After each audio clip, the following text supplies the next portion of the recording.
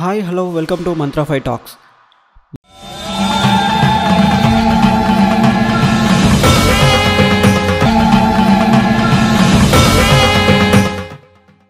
మన గ్రామ దేవతల గురించి మనం ఏదో టైంలో వినే ఉంటాం. వారి పుట్టుకపై ఉన్న కథలను తెలుసుకునే ఉంటాం. కానీ సలార్ సినిమాలోని కాటేరమ్మ గురించి నెట్టింట కాస్త వెతుకులాట ఎక్కువైంది. ఈ అమ్మ కథేంటి, ఎలా పుట్టింది, ఈమె కూడా గ్రామ దేవతేనా అనే ప్రశ్న పీక్స్లో ఉంది. ప్రశాంత్ నీల్ డైరెక్షన్లో ప్రభాస్ చేసిన మోస్ట్ అవైటెడ్ మూవీనే సలార్. స్కై హై అంచనాల మధ్య రీసెంట్గా రిలీజ్ అయిన ఈ సినిమా సూపర్ డూపర్ హిట్ అయింది. ప్రభాస్ మాస్ యాక్షన్ మ్యూజిక్ను మరోసారి సిల్వర్ స్క్రీన్పై ఆవిష్కరించింది. ఇక ఇందులోనూ కాటేరమ్మ ముందు ప్రభాస్ చేసే వీరంగం అందరినీ ఆకట్టుకుంటుంది.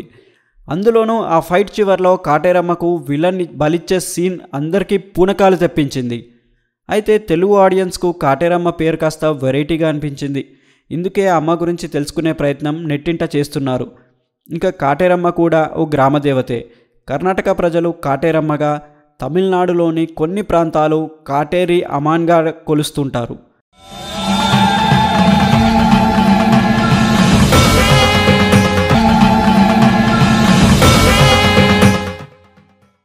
ఇక ఈ తల్లి పుట్టుకపై ఒక కథ కూడా స్థానికంగా ప్రచారంలో ఉంది. అదేంటంటే కైలాసంలో పరమశివుడు నిద్రపోయే సమయంలో పార్వతీదేవి ఎక్కడికో వెళ్తూ ఉండేదట. ప్రతిరోజు రాత్రి సమయంలో వెళ్ళి సూర్యోదయం కాకముందే కైలాసానికి తిరిగి వచ్చేదట. అది గమనించిన శివుడు పార్వతీదేవిని నిలదీశాడట.